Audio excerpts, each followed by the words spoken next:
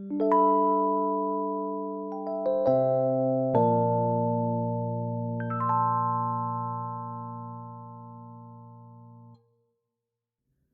to TNC, where I spill the tea and we see how we can learn from it.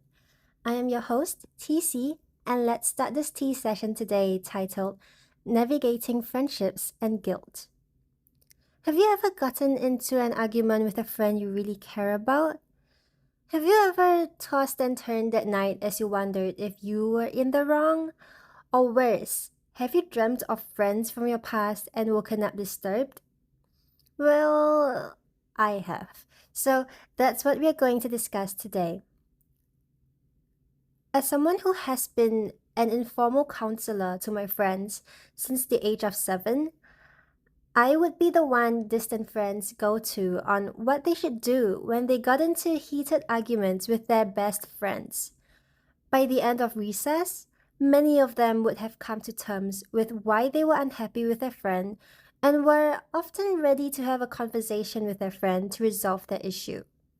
This change happened in maybe like 30 minutes because it was recess. Of course, it is easier to see things from a third person perspective than from the first. I myself have gotten into countless arguments with my friends, and in all the awkwardness of living this life for the first time, said things I didn't wholly mean to people I cared about, or exacerbated the situation when I tried to patch things up with them. Now, wait.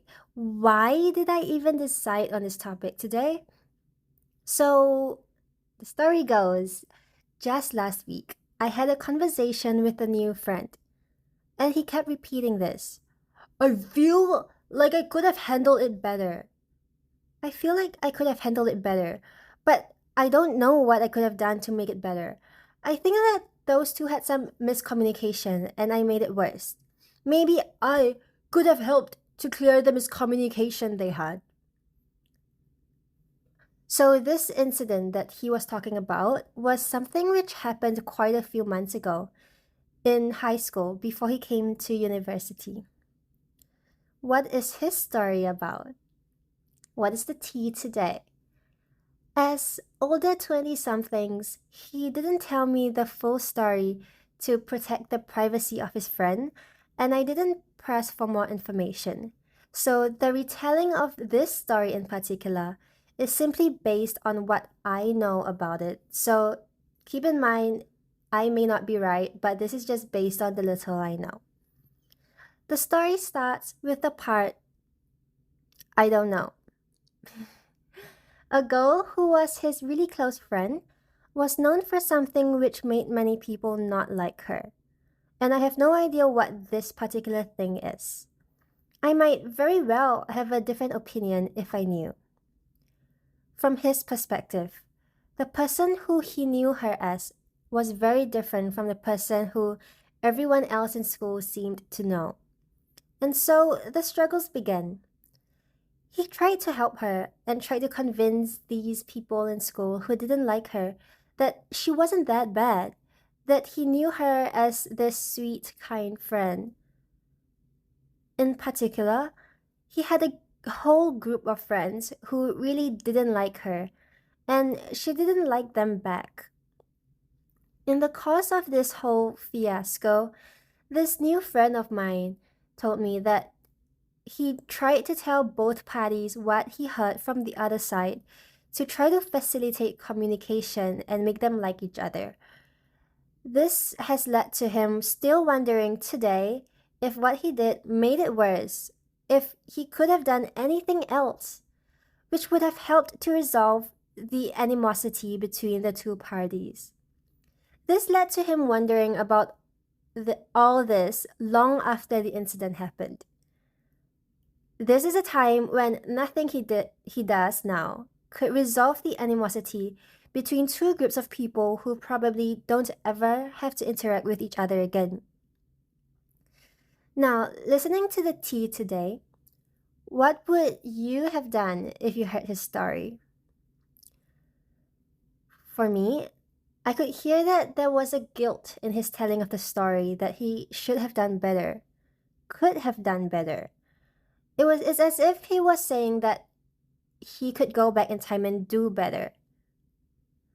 Personally, I too am reminded of past events, but rather than imagining myself go back in time to do better, I tell myself to look to the future and imagine myself handling future events in a better way. After all, past me can't have done better.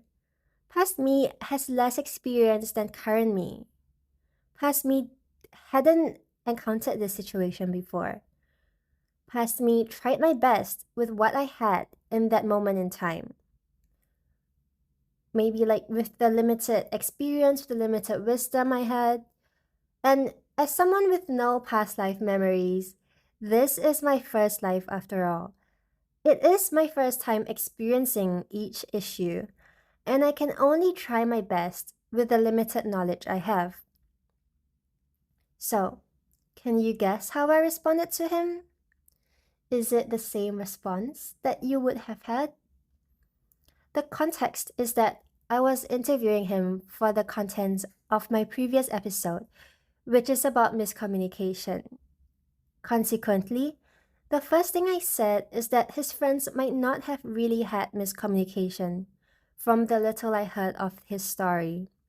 What if they really just had irreconcilable differences and didn't have any miscommunication? What if they just didn't agree with each other on fundamental values? So, which is why I didn't use his story for the previous episode. After telling him this, that it might not have been miscommunication, the next thing I shared with him was my experience. So, let's start the tea about my life. I used to have this really close friend who I really trusted in high school until one day she told me that some of our classmates hated me and that she wouldn't tell me who they were. We continued to be friends with, and because I knew that she didn't mean me harm by telling me this, and she was just trying to keep her promise to the other people that she wouldn't tell me who they were. But her telling me this kind of made it worse for me. I had started the school year excited and determined to get to know all my new high school friends well and make friends. And her saying this only made me suspicious of my classmates. Every single interaction I had with them was full of suspicion on my side. I never knew if the person I was chatting and smiling with was genuine, or whether this supposed friend who was hugging me and saying nice things secretly hated me. Okay, maybe it wasn't that big of a secret. Maybe I was the only one in the dark. And I was to continue interacting with these people for 6 whole years. This meant that I kind of distanced myself from these classmates of 2 years if they didn't seem to be genuine, just from my shallow perspective of what I could see. Because this close friend of mine, she told me that some of our classmates hated me, which means it's not just one person, it's a group of people. And I just can't tell. Now, by telling him this story of mine, my point is that even though he may think that what he did worsened the situation, what he did was what he thought would be for the better at the time. It was with good intentions. And let's come back to this. It is our first time living this life after all. It is part and parcel of life to make mistakes and learn from them. And that's totally okay. Your way of trying to resolve an issue may not be the best, but it may not be the worst either. See, from my friend's example, I'm sorry, I still love her, okay? So we all make mistakes, and technology for the common man hasn't evolved for the common person to turn back time yet. So With this, all we could do is reflect on our mistakes and strive to do better next time. When you think about it, it is only natural to feel guilt when you genuinely experience platonic love for another. I personally, I, I personally think that society places so much emphasis on romantic love that many of us tend to forget that platonic love can often be a great source of comfort or solace in our busy lives. As we try to reach those traditional milestones of quinceañeras, sweet 16s, becoming a legal adult, having your first love, getting married, having children, maintaining and searching for intimacy in friendships can often be pushed aside. In doing so, we sometimes discover too late that we could have done better in resolving issues in friendships. And there comes the guilt. Oh, another traditional milestone, getting your first job. Like, in balancing all these, it's so easy to push friendships to a side because you think that your friends will always be there for you, and you forget that friendships do have to be maintained. So it is only natural to feel guilty when you care so much and want to be a good friend. But let's hope that this episode acts as a useful reminder that the you who made mistakes was doing what you could in that moment, with your frustration, anger, or confusion within you. It is only your first time living this life after all. You did what you could, and it may be scary that there can be no going back, but it is exciting that you're still alive and you can only go on. The next thing that you can do is that you can only go on onto better things.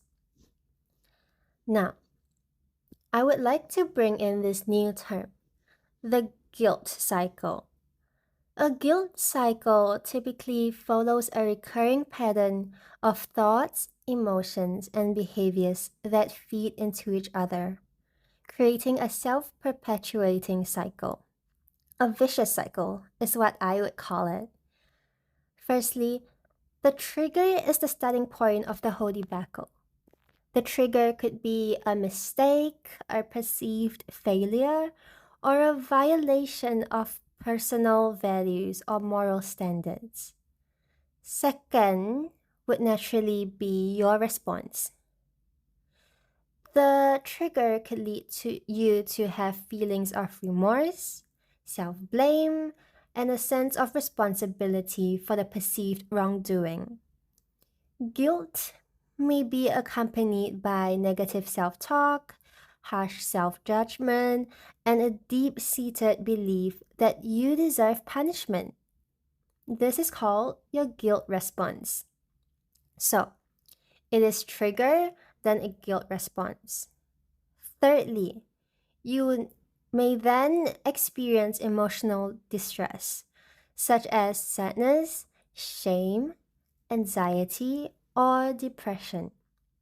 These emotions intensify the guilt experience, making it difficult to find relief or let go of the negative feelings. This is what leads to those midnight thoughts of everything you regret and wish you did better, preventing you from falling asleep. Fourthly, in worst cases, some may end up engaging in punitive behaviors as a means of seeking redemption or alleviating their guilt. This can manifest as self-imposed isolation, self-sabotage, self-criticism, or engaging in self-destructive habits.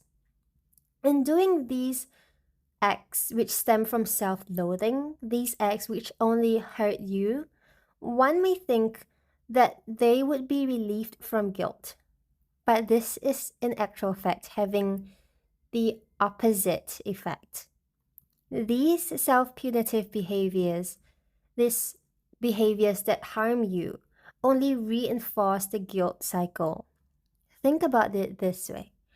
Instead of providing relief, they further validate the belief that one deserves to suffer and perpetuate this whole cycle of guilt, self blame, and emotional distress. This is the fifth stage called repetition. This fifth stage is a repetition of all of these actions which only cause harm to yourself. This means that you go through all of the steps repeatedly as you spiral into a bottomless pit of guilt with no end in sight. But when you take a step back, it's not that big of a deal. Guilt is inevitable in the process of living life diligently.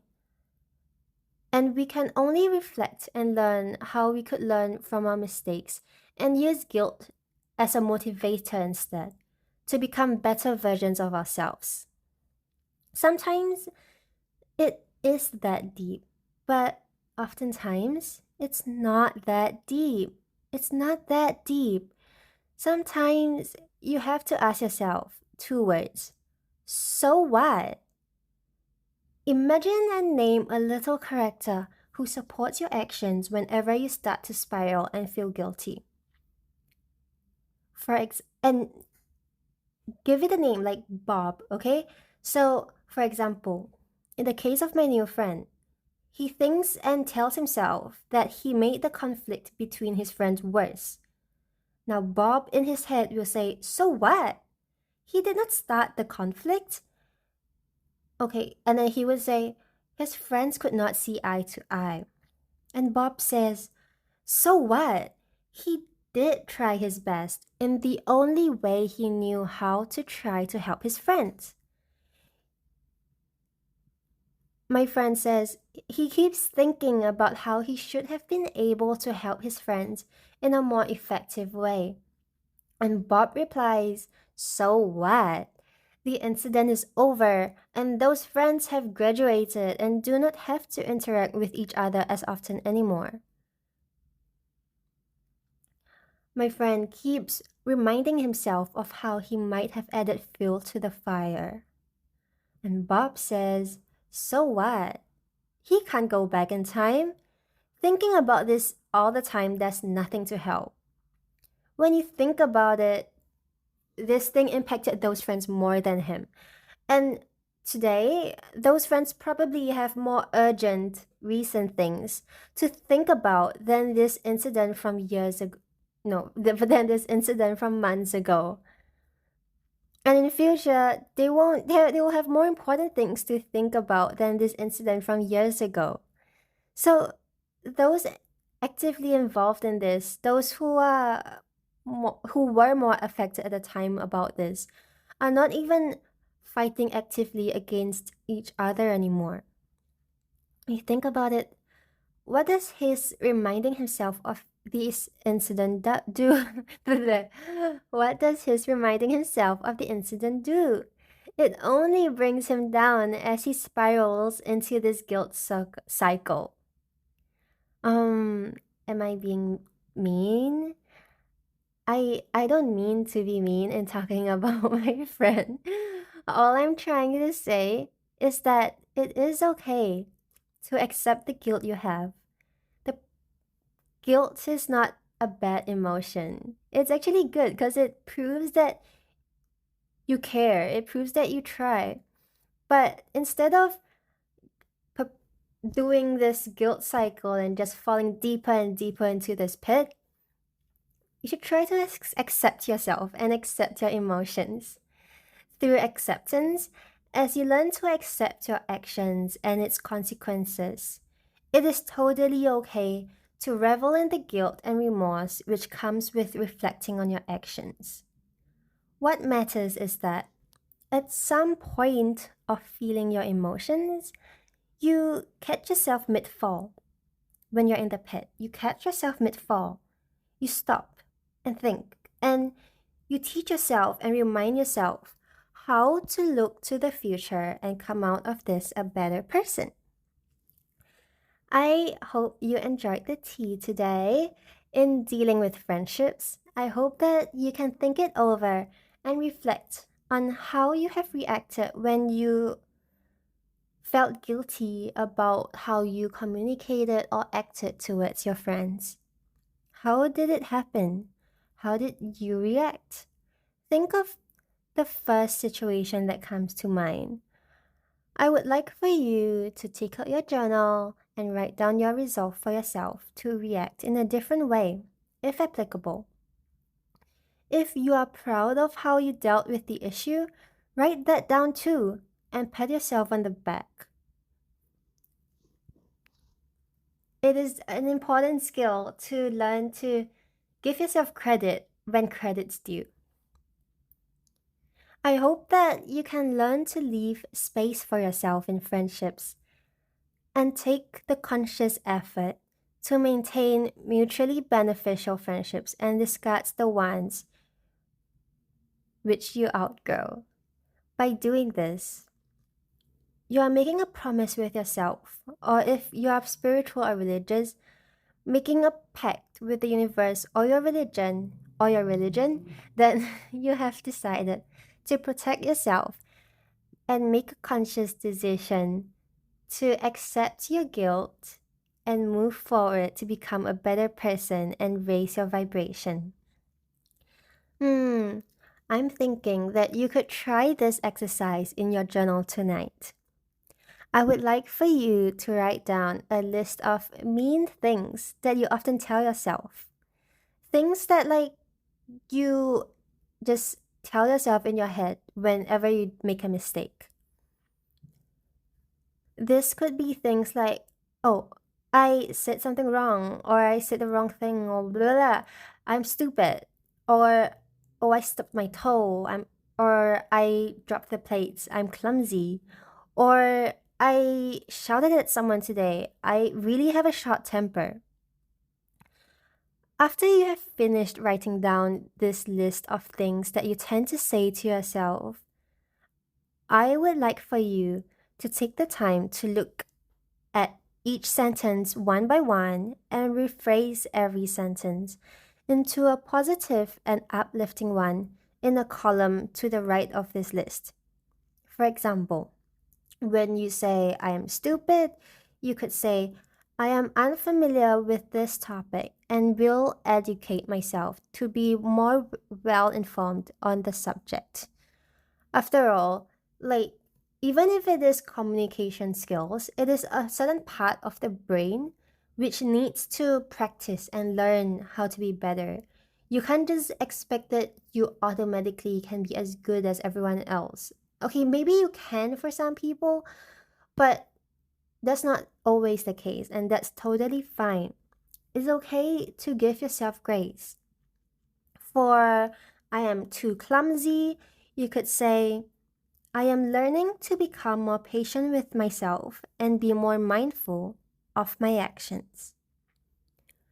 For the short temper, you could say, I will try different techniques to become a calmer person, such as trying meditation, such as stopping myself and reminding myself when I get angry. Like, okay, when you get angry, and then you remind yourself, wait, I'm angry now, what should I do?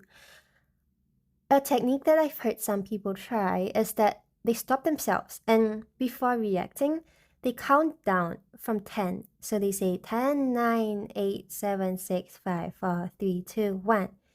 Then it's a bit of time, right? So it lets your nervous system calm down a little bit before you decide to say or do anything in response, which could really help to become a calmer person. Instead of saying that I have a short temper, you can say I'm working on how to become a more gentle person. Okay? So, change does not happen overnight. It is really okay to be gentle with yourself and give yourself grace. Let yourself learn how to change bit by bit and accept your guilt and use it as a tool instead of something which hammers you down. So, do tell me what you have decided to change when you talk to yourself in the comments. I'll be reading them excitedly.